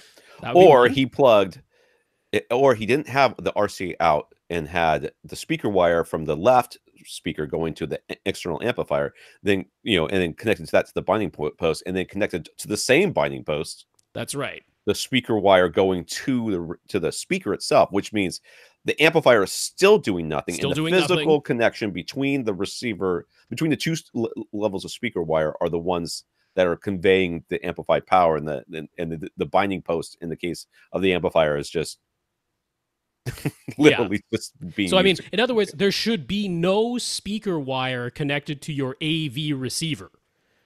Right? Yes. If you have no speaker wire connected to your AV receiver right now, the only way I can think this is happening is, do your Emotiva monoblocks have like an auto on sensing or something? Yeah, maybe? I guess that could be the other thing. That would be the only other thing I could think of, right? If you've gone RCA cables from your AV receiver to your Emotiva amplifiers, and you have no speaker wire at all attached to your AV receiver, and you have speaker wire attached to your Emotiva and an RCA cable attached to your Emotiva, and you're like, I went and pushed the power button on the front of my Emotiva, and yet my speakers are still playing. The only thing I can think of is if they have some sort of auto on sensor, and therefore they're just like, well, I'm still getting a signal, so I'm turning myself back on.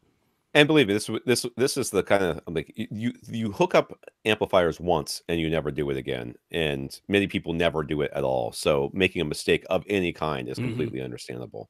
I will say though, I just during this podcast, while we're recording this podcast, I got an Emotiva from an email from Emotiva that says they're about to raise their prices based on the tariffs that are being imposed. So. Well, SVS has been talking about that on Facebook a little bit too. If you have ever wanted the Emotiva amplifier, you should get them before they raise the prices. Yes. That's what I'll say. And do not get one of their preamps, for the love of all that's holy. No, they cannot make a receiver or a preamp. They can't do it. Man. It's not. They try, but that XMC one that they had promised Atmos all those times ago, that they're like, well, there's an XMC 2 coming out at some point in the future. That's what you're waiting for now. Yeah. Shane. First, an update. About a month ago, we recommended dual SVS PB1000 subs for his room. We never imagined how much content he had been missing before. He is very pleased with the outcome. He also said in his previous message that he would never consider something like dual PB2000s, just too large and expensive. Tom said something along the lines of, we'll see about that. Once again, we were right. Now he's strongly considering using SVS's upgrade policy. Never. Well, congrats on needs more bass. Being welcomed into gigantic dual sub club hood. Welcome, everyone who listens to this podcast is with you. We all commiserate. Yes, that's right. This is an echo chamber of people who have spent too much money on home theater. He was looking to upgrade his Epson G5200W projector, which was more of a business class model. He ordered the BenQ HT3550, and he's pleased with that, as it easily outperforms his old Epson in every way except maximum lumens, but that doesn't matter in his light control room anyways. But the new projector that can do 4K and HDR quickly revealed that his Marantz SR5005 couldn't pass through those signals. So then he also discovered that his HDMI cables were insufficient. He's always used Marantz, and he didn't want to wait for shipping, so he bought an SR5013 and new HDMI cables from Magnolia Best Buy. Was he too hasty? Would it be worth it to switch to a similarly priced Denon model instead? Well, similarly priced from accessories for less gets you a lot more features. There's that. Or brand new, it would probably be the X3500H, which there is a difference. Because even though those are both 7-speaker maximum models, the Denon X3500H does have XT32, and the SR5013 is XT. Now, is that a night and day? You're super easily going to notice it without knowing beforehand that it was run type of difference? No, I really don't think so. Yeah, probably not. And if you just like the looks of that Marantz better and all that, I wouldn't say that, oh, you absolutely have to switch them out. Like Tom says, if you're shopping at accessories for less versus at, full retail price, then yeah, for around $900 or $1,000, well, you could get one of the, 9-channel, you get an X4500H and go to 11 speakers if you wanted to, right? There's that. But no, I mean, I'm not like, oh, you must return and get something else. You could get a little feature increase for around the same price regardless, though, if you wanted to. His current setup is 7.2 using Andrew Jones Pioneer speakers. He has 2 rows of seats. He's noticed that surround back channels aren't often actually playing much. Should he consider moving his surround back to front height positions?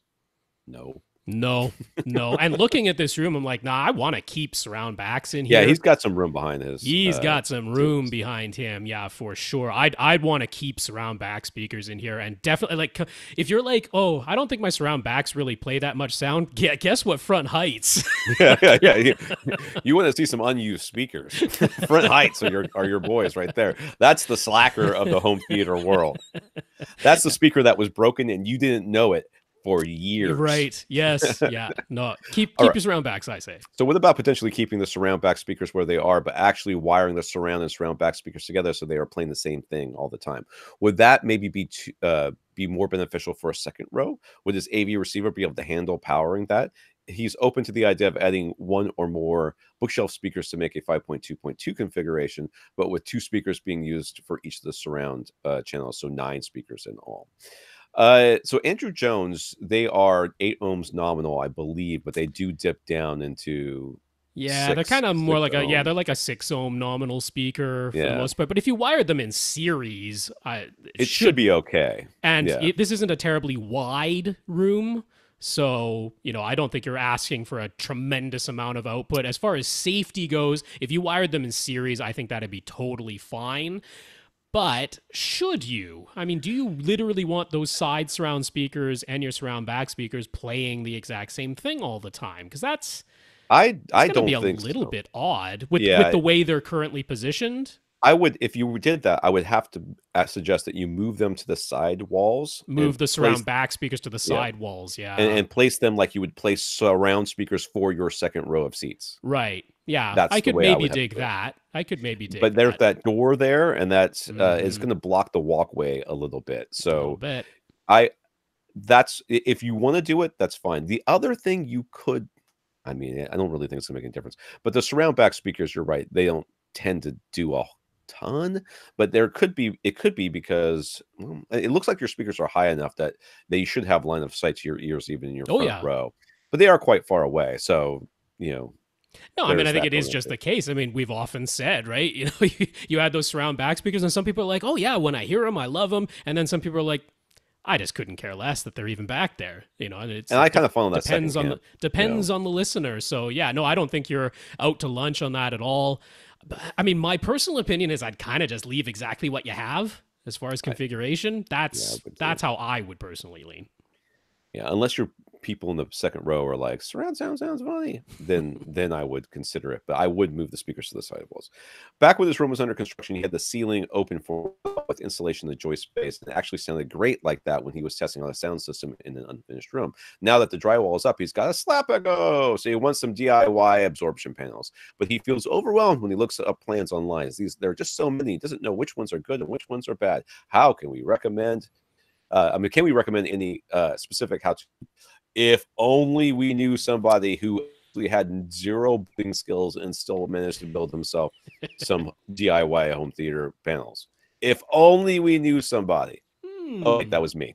So on Audioholics, you can search for DIY absorbers for the less than handyman. There's 2 parts to that thing, and you will see what I did, which was I am incapable of these people who build things and they're like, they measure stuff and they cut it and they screw it together and they measure something else and cut it and screw it together and they put the 2 things together and they fit. Me, Haas, that is not my lifestyle. That's not how I roll. How I roll is I take the insulation, I cut it to the shape I want. I take the boards I'm going to put around it and I smoosh them together and then mark them right there, and then I cut.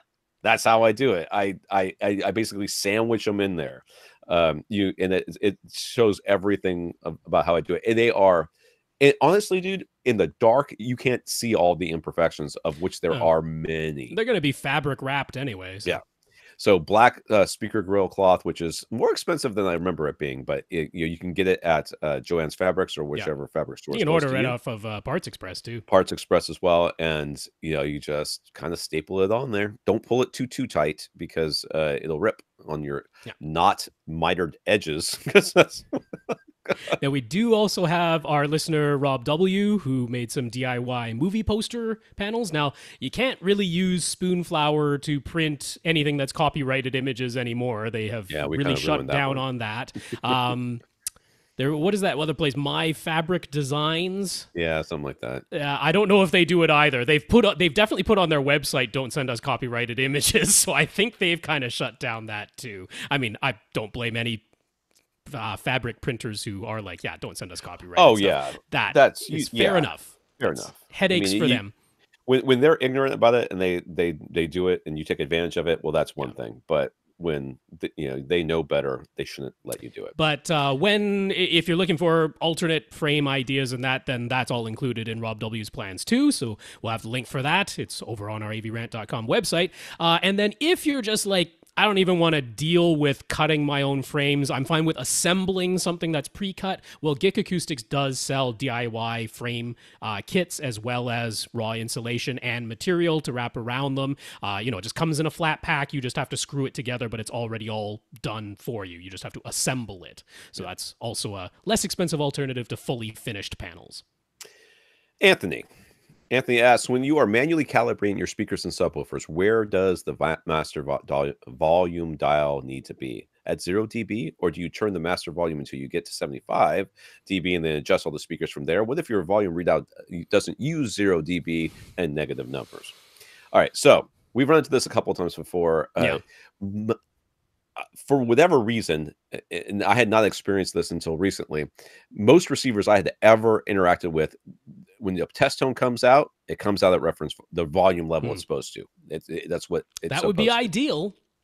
But some newer receivers allow you to adjust, and like the Denon, it tells you are at negative 30 dB, so you have to adjust the volume up to 0. Yes. Now, if your readout is 0 dB and then mostly negative numbers, if it is that, then set it to 0 dB. Play the test tone and adjust the trim levels until you're reading 75 dB on your SPL meter. But with the master volume at 0 dB, that's what you would do there.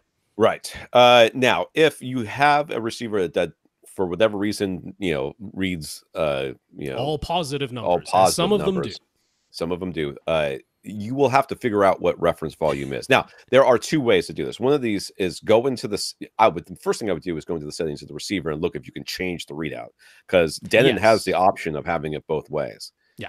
And it used to be called a relative volume scale to give you the 0 dB and mostly negative numbers, because that tells you how many decibels below, or there's usually a small range above 0 decibels full reference volume you are. That's why it's reference volume. It's relative scale to 0 dB being full reference volume. So that's very handy. But some people are like, I don't like negative numbers. It doesn't make sense to me. I want them all. I want it to be 0 to 100 or 0 to 80 or whatever. So they give you a positive volume scale sometimes. They sometimes call that the absolute volume scale. I don't know. So change it to relative if you have the option. And if you cannot find that setting and your Google search has failed you, your Google foo is weak that day, then you want to do a search for what is reference volume on my receiver model. So Onkyo, blah, blah, blah, blah, blah, reference volume setting, go. Yeah, and some of them do have it in their manual, very often in a footnote, or in a troubleshooting section, or an index, or appendice or something like that. Appendix. It's very often in small print somewhere, but some of them I haven't been able to find it in the manual anywhere. Yeah. It's funny. I mean, at least in my case, my normal listening volume is around negative 20. ish. Sure. You know, a little bit lower for some sources, a little bit higher for other sources. For Captain Marvel, it was like negative 2.5. It was almost reference volume the whole time. So you know, it was very, very close. But you know, when I went to do the test tones, it was completely obvious. Like test tones are annoyingly loud. Oh, yes. When they're at reference volume, which is still 75 dB, which is still 10 dB below what actual reference volume No, is. but it's correct because it's negative 30 from full reference, so that's fine. So 75 dB is annoyingly loud. If you turn on your test tones and you're like, oh, there's a sound, it is not the right volume. You know, that tells you right away. Yeah. You know, it should be very annoying. It should be very loud. So just that it should be something that you'll notice right away. All right, Robin. How much time we have left? All right. I have to go at noon, like hard. Okay, well, we got like 15 minutes then. Yeah. Robin, after our discussion about subwoofers for Robin's 9 bajillion cubic feet space, half of which is his family room where he has a current 7.1.2 setup, he's now back to ask about speaker upgrades. Whee! Speaker upgrades. This is the one where it's all set in a corner. That's right. The speakers are like in the walls and stuff and whatever. And we thought of places to put a subwoofer. He was using his 22-year-old acoustic research speakers up front, left, center, and right, and front heights. Several of them seemed to have developed problems. He could quite easily hear during the Odyssey calibration chirps that his center speaker made a click sound that none of his other speakers made. That ain't good. Well, and his front right speaker definitely sounded duller, as though there were very little treble. Could be your probably a blown tweeter in that speaker. Rather than having these old speakers repaired, he's decided to upgrade and replace them all. A cherry wood finish is super important. The speakers have to match their decor, and price is a concern. He's trying to keep his budget around $2,000. He liked the looks of the Purion Veris $3,000 speakers, and they seem to get excellent reviews, but they're a bit expensive. He took a risk and bought a set of Polk RTI series speakers, one of the few options you could find that offer a cherry finish at a lower price. He loves their looks, and the obvious issues he heard with acoustic research speakers are gone, so no clicks and whatever things. And when he played some Atmos demos, he still didn't hear the sort of imaging and panning that he was expecting. Things seemed to move clearly and nicely at the back of his room in his surround and surround back speakers, but not so much up front. Do we think he can get a speaker upgrade that will thrill him and work well with his room size for $2,000 or less? So he just wants to replace the front three, right? Well, the front three and those front heights, which I'm like, does he need those front heights? I wouldn't replace the front heights. I mean, they're not even that high. If they're, I wouldn't even use them. But that's just me. Does RBH, the Impression series, still have the cherry wood finish? Because they used to have that. No, and it wasn't really cherry; it was red burl. They called it. So, I mean, the thing is, I'm looking at his setup in the actual photo, right? Because when he sent the diagrams, I was like, okay, that's looking pretty reasonable for a corner setup. And in the actual photo, I'm like, those front left and right speakers are pretty close together. Yeah. There's no way looking at his seating area that those are actually to the like left and right of the seating area as they appear to be in the diagram, right? Right, the and diagram, his surround speakers are like super wide compared to where he is. Yeah, there's a lot more distance because they're on side walls. I'm thinking that the reason that pan doesn't fully work around, especially to the right-hand side, is that your surround right speaker is like way far away from your front right speaker. Like really far away. And your front right speaker is actually, front right, left and right are quite close together. And I'm thinking that the imaging panning stuff that you're talking about is more speaker positioning than it is the speakers themselves. I wouldn't be quick to blame the speakers themselves. And the height speakers are about 2.5 to 3 feet above the actual speakers, which is way lower. I gotta be honest with you, I would just nix those front heights. Yeah. I don't think they're doing anything. Okay, looking at the picture that I'm looking at here with the front heights, whatever, I would take the front left speaker and move it forward and to the left so that closer it's to the fireplace. Sure. And then the front right speaker, I would move it forward and to the right so that it is closer to the piece of furniture, to whatever that there. piece of furniture is, right Spread there. them to apart, start in with. other words. Yeah. And then I would unplug the height speakers and take them down. Take them away. Yes. Which now frees up more money because now you're spending $2,000 on 3 speakers instead of $2,000 on 5. Which might get speakers. you the Imperial. Well, it gets you close. They're on sale right now. So I think the towers are normally what, $1,250 each, and I think they're down to $1,000 each. So you could get the tower pair at the moment for the $2,000 Right. that you're looking to spend. The center would be more. You'd be going over budget for Center's that. also freaking huge. The center is not small, that AVRant center. Yeah. It's a nice design in that when you're just looking at the picture, it doesn't look absurdly large. I could actually show it to you. I could show you the Varus, the original one, and it's not, the other one's not that much bigger. It hasn't changed. No, it really hasn't changed. It is big, and it is quite heavy too. So your little shelf that you've got your speaker on right now might not cut it. And so that looks like a store-bought like shelf. I'm pretty sure it's not going to cut it for what you got here. Well, actually, coming up later, I've got talking about other suggestions. So I'll leave it for that question there. But I mean, I don't think the $2,000 budget is a gigantic problem. The room size, it's more about the seating distance than it is about the room size for your speakers. And as far as the panning stuff goes in that, I think it's more to do with setup. And I agree with Tom. Spread them out. So the one manufacturer I'm going to not recommend, I'm going to suggest but not recommend because of their options as far as the different wood finishes is Axiom. Axiom Audio has tons of options. Unfortunately, they make straight up garbage center channel speakers. Yeah. I mean, they are. I mean, that VP awful. 160 is okay, but that is monstrous. And I think eats up your entire budget all by itself now because Axiom's prices are insane. Yeah. So, and they have gotten to the point where they are seriously overpriced. Yeah. Especially if you get a custom finish on them. Oh, yeah. You're talking. You can't even get one of their basic tower speakers for this $2,000. Yeah, I don't know what's happened over there. It's a shame. It's a shame. They used to be a budget leader, and they're no longer that. But lots of speaker manufacturers have maybe not the option, but you can call them and say, "Listen, I really want there to be this. I'll pay extra for it. Is that possible?" They may say yes. They may say no. You can try that. I mean, there's. But I mean, black, dude. What's wrong with black? Your options become so much, and your prices actually come so much better when you can just get something that's black and maybe a little glossy. Who cares? There is that, but that's okay. Yeah. I'm okay with limiting it to this because there's still good choices. So he asked, do we think the Polk RTI speakers are just lacking, or is this corner set up with the rear ports of his speakers close to the walls that are limiting us out? No, it's just I think they're too close together. I don't think the ports. They're not even that close to the wall. Really, no, the ports are fine. The ports are fine. Yeah, I think there's just none of this. Together. None of this is the back porting. No.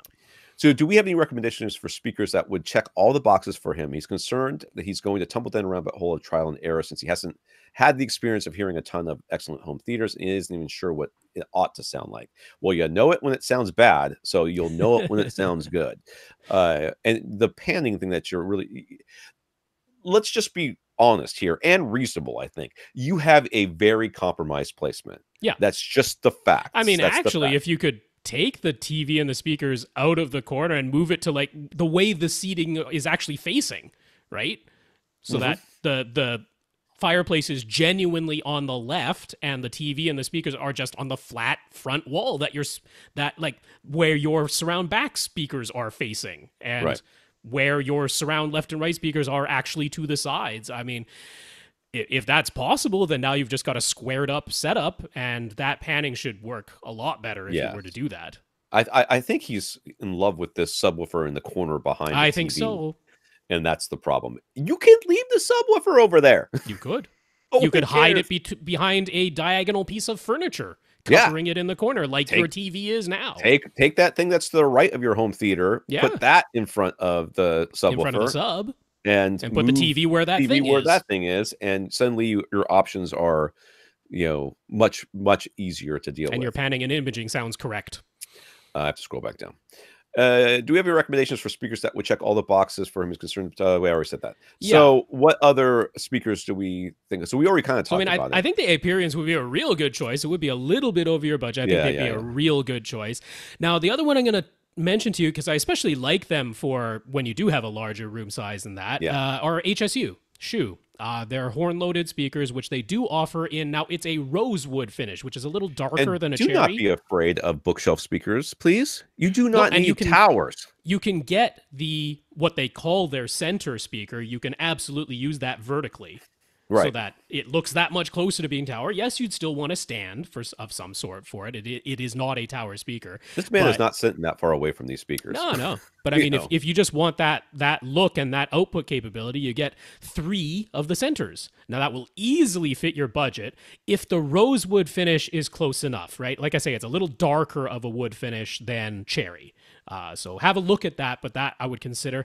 Now, PSB, they do have their Imagine series speakers that do come in a cherry finish. They're about the same price as the Aperions, though. So I really don't think you're looking at a cost savings there. Right, right. But That's what the they do have cherry option. wood, especially if it has to be cherry wood in I know. particular, really I'm hoping limits. the HSUs are close enough because that tech checks all the boxes while easily fitting your price point. So we appreciate our subwoofer advice from last episode. Based on SVS's advice to him, he auditioned an SB3000, but he did so by leaving his current DefTech PF1500 sealed 15-inch 250-watt sub. That is not enough amplifier power in the corner behind his TV and putting the SB3000 in the opposite corner and then comparing how things sounded with the SB3000 on versus off. He heard an improvement that way with the SB3000 on, but not enough to justify the price. Just so you understand, you had 2 subs playing down to about 35 hertz, maybe. And then after that, you only had the SB3000 playing below that. Yeah. So you had 2 subs for some of the range, and then you had a whole bunch of bass that you never had before below that, but it was coming out of one sub. And the other sub, if it did anything, was adding distortion and noise and not adding sound. And even in the range where they were both playing, one of them was capable of playing much louder than the other. Right. The new one can play louder. So you may have been really only hearing, for the most part, just the one SP. Yeah. So that's unfortunate. The PB3000 that we suggested more highly is enormous. It is. I think that we said that, but it could just fit in that corner behind his TV. He'd really prefer to keep a subwoofer there as it's a practical location. Potential location for a second sub would be the other corners or to the right of his TV. No. That's like literally right next to the subwoofer. The opening into this room, the opposite the fireplace, is 16 feet wide, so it's not the entire width of the room, but it does open to another 4,500 cubic feet. So about equal volumes of air on either side of the opening. He can't see himself keeping the SB3000. Would it be worth trying a PB3000? If so, since he only wants to keep the PB3000 in the corner behind his TV, where should he put his PF1500 as it go as a second sub, or should he even just keep a second sub at that point? You should get rid of that thing. If you got a PB3000, get rid of the PF1500. That's or a the SB3000. mismatch. If you get anything that we recommend, you should get rid of the DefTech. The DefTech, no offense, it's a fine little sub for what it is completely incapable of doing anything positive in this. I mean, it is a 15-inch driver. We shouldn't say it's completely incapable, but it's. Come on, it's not up that to... thing's gonna just 250 watts, pushing a 15-inch driver in a 9,000 cubic foot room. Yes, in the 9,000 you got to sit on the space, thing in order to really get some decent bass out of it. I mean, I'm still wanting you to get cylinders. That's what I really want you to get is a cylinder. He doesn't want the cylinders. He wants to hide his subs. I know it wants to hide the subs, and I mean, given what he described of how this opening works with the additional 4,500 cubic feet on the other side of the opening, we can't see it in any of the pictures, but we understand what's going on there. I'm like, I'm back to a cylinder on the left of the opening, a cylinder on the right of the opening. That ideally is what I would do here, but. For this room size, we'd be talking PC 4000s, and that's expensive. That's getting pretty pricey at this point. So I can understand that not being the case. Now, a PB3000, that's a pretty good choice output-wise for this volume of air. Having it in the corner will help. Will you have uniformity across your seats? No idea. Unlikely, but no idea. Unlikely, we can't say for sure. Not utterly impossible because this is an open space, a much more open your space. Second room or your back room there acts as almost like a bass strap. It just bass goes. But I mean, I'm still in favor of going back to this idea of if you could move that TV over to just be on the flat wall, still keep the sub in the corner. That's fine. Put a piece of furniture in front of it, hide it. That's all fine. But yeah, if you got the PB3000, ditch the DefTech.